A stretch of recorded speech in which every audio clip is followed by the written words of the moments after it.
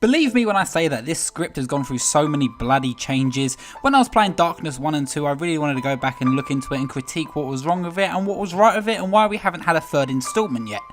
But then it hit me how much I actually love this series. Seriously, I love this series and I could complain about it very easily, but I actually just want to talk about it and actually celebrate the stuff that it actually inspired and what it did to really stick out of the crowd and what it actually did to become one of the greatest first-person shooters I've ever played. The Darkness series is actually based on a comic that takes the same name, and actually Jackie has actually worked with Batman in the past, though he isn't a DC comic, he's actually an Image comic. So he's a cool character, and I imagine there's a lot more lore in the comics that the game actually doesn't even touch, but for me, I've never personally read a comic, and I'm really thinking of picking it up after playing this. I'm actually going to look into it. The first game was developed by Starbreeze Studios, who are also known for Payday 2, and also the up-and-coming Overkill's The Walking Dead. So they're a very well-known company, and they've actually got a few things around their belt, which actually lives up to reputation. And the second game is developed by Digital Extremes, who have done a bunch of ports, but nothing too spectacular.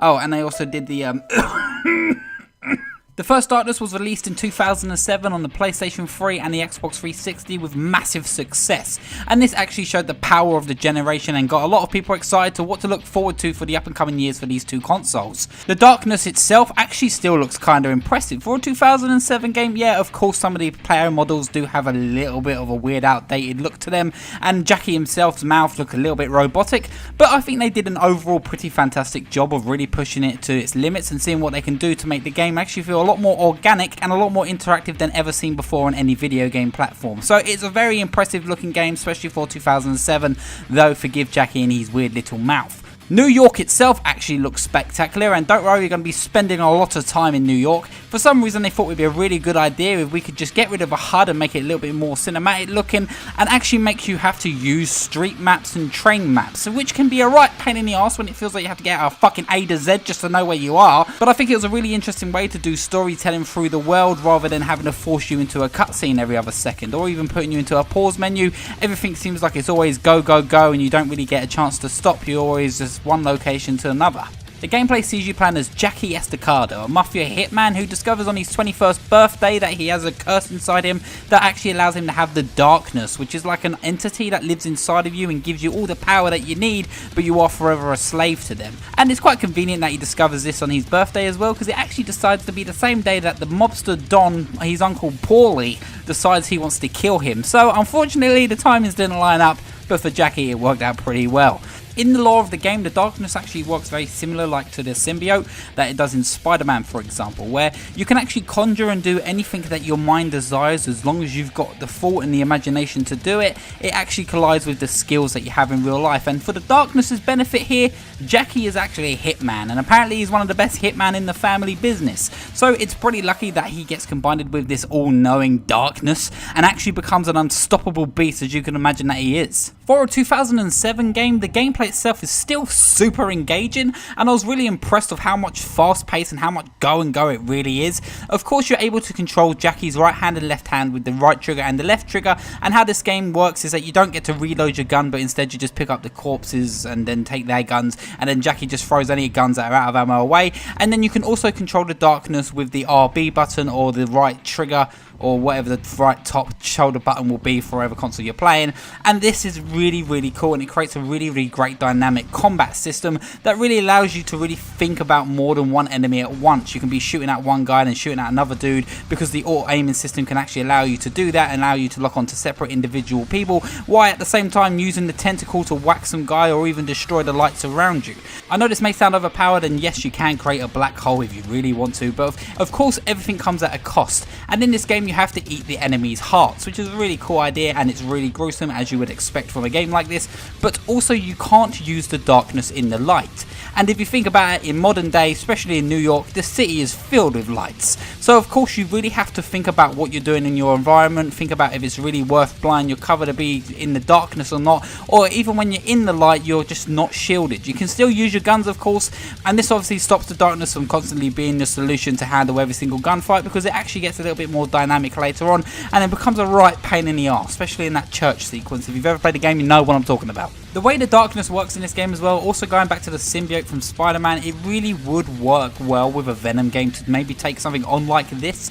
Maybe instead of having to play as Venom, the big hulking monster, as cool as that is, how about you just play as the host? How about you play as Eddie Brock, or even just play as someone who's been cursed with a symbiote of some sort, and actually use the other buttons as an extension to yourself. Use the extension of the symbiote as much as the darkness is an extension to Jackie. The darkness really is an extension to what you can do in this game. If you want to see a gun at an angle that you can't grab it, use the darkness, it can grab it for you. If you want to hit a light but you can't shoot it, use the darkness, you can hit it with a tentacle. It's a really cool extension to yourself, and it really is great for a first person shooter to do something so wildly different than we've ever seen before.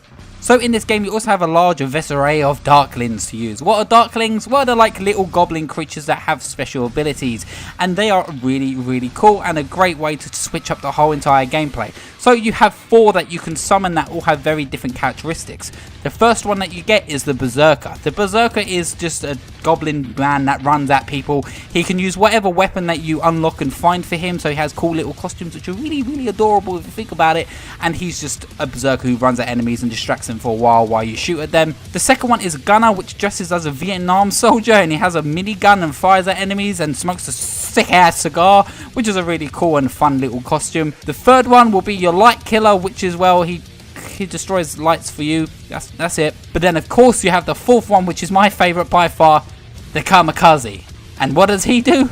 He bakes you a cake. Oh, isn't that nice? But of course 2007 led to the great success of Darkness, though the Darkness one itself is kind of like a niche game and it is very underrated. A lot of people I speak to have probably heard of it but never personally played it, or even own it and never personally completed it. It's a massive niche out there, and I can understand why they would never make a third installment, because a lot of people just aren't really demanding it, of course, unless you've really played it. And then we got the sequel in 2012. Now the Darkness 2 sequel did a lot of things very right for the series.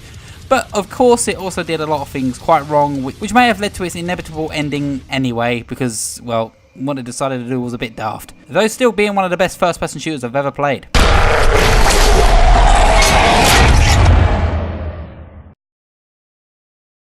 So as you can imagine, as soon as I was finished with the first game, I threw in the second game, being super excited. And then I was immediately brought back to this game's biggest problem. Well, this game actually only has 6 set pieces, though I'm not saying that's 6 missions. The missions themselves are actually quite lengthy. It's just the fact this game is ridiculously short, and I was able to actually complete it within 1 day. Not even joking, you can complete this game within 6 hours, and that is a complete joke for a full price game. Though they try to defend themselves and say, hey, we have a multiplayer co-op storyline, which is completely separate from the individual solo player one. No, it doesn't even count, because it's just completely bare boned and there's nothing there to see. Where the single player story itself is filled with a lot of interesting lore and interesting characters, it just is over before it even begins. And it's just completely upsetting, because the first game is filled with so much depth and actually at times felt like it overstayed its welcome. And also, as you can see, the second one actually takes a completely different design route. From the first one's almost photorealism-esque style of graphics, this time it actually goes back more to the comic roots and actually goes for the self-shaded style, which actually even complements how they wrote the story and even some of the characters. It also goes for more of a comedic route, though also still conveying the brutal world of which the Darkness is set in, and none of the characters are too changed, and Jackie still feels like Jackie, even though now voiced by someone totally different and doesn't look like he belongs in a metal band. The way they actually tell the story is also completely changed, as from the last game, which was almost like a semi-open world explorative sandbox adventure set in New York where you had to get out your A to Z just to know where you're going. This time around it's actually more of the linear route, where it actually is done through missions and mission select modes, and you go back to your main house or basement or even mansion, wherever it is, and here you get a very short debriefing of what the next mission will be about, and then there you go, on your way, next loading screen to your next mission. And though, don't get me wrong, this doesn't actually take away from anything, and even then they actually put a lot more effort into cutscenes this time around.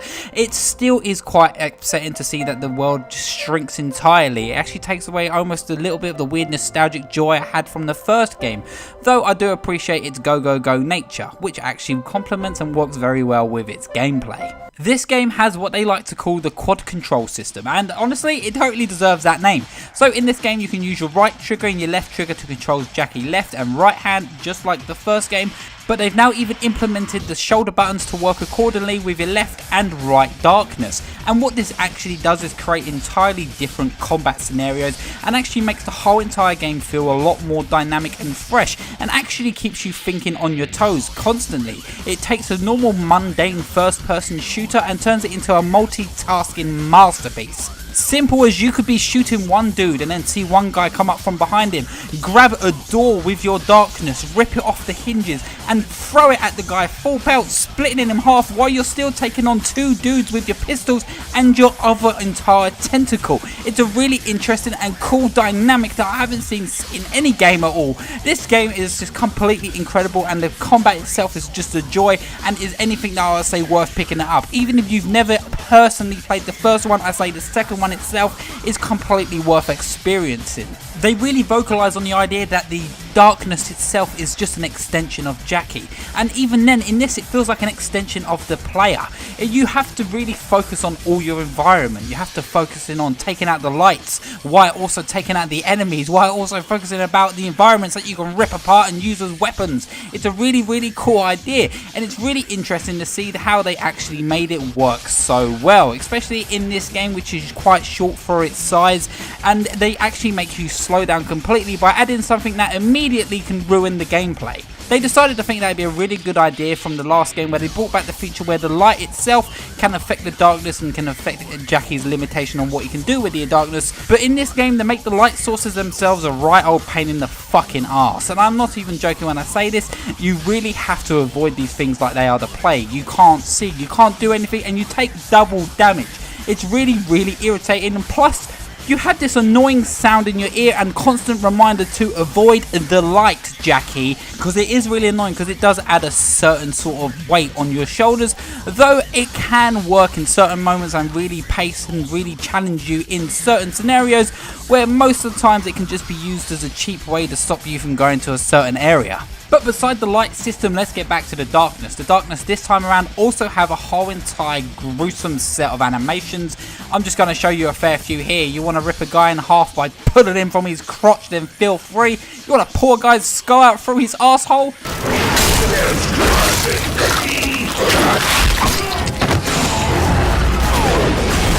Just how powerful you feel from playing this game. Though yes, very much of it is scripted, there's something about it that just gives you that whole entire sense of empowerment and makes you feel like you are really feared by the people you are killing, even though some of the enemies are legit just straight up demons which look gross. This time around as well, they've also brought back the Darklings, but in this one it's more like the Darkling.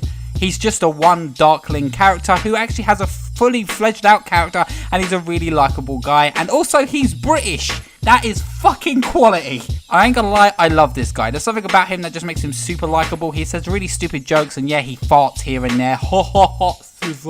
But he generally is a really nice character and really works with Jackie. Them two have great chemistry together, and he really just becomes your right hand man, gobbling thing. As I said earlier, this game is super short and only took me 6 hours to complete it overall, which is super disappointing, but at the same time I had a real blast playing it. I didn't put down the controller once. I was going through it the whole entire moment just with a big massive smile on my face, and the combat just doesn't get old or boring. And some of the characters here are generally really well written, and even Jackie becomes a super likable guy. So over the last 4 days I've been sitting down and played the whole entire series, and it really got me wishing that we did have a third installment. It got me wishing that we did have this series back to show other first person shooters how to do it, to show them what can really be done with the technology that we have. And it's really depressing that we haven't seen it return in a very long time. And by the time that it would return, I can imagine that it'll probably just be a reboot. And people are really starting to really like the R-rated comics, and maybe they'll even make a film of this. It's a bit nichey, it's a bit weird, but hey, there's the audience there, as the sales prove from the previous games. But what do you think? Do you want to see the Darkness returns? Do you want to see it return in the new generation, or even this current gen, just to throw out a game as quick as possible just to satisfy our addiction to this series?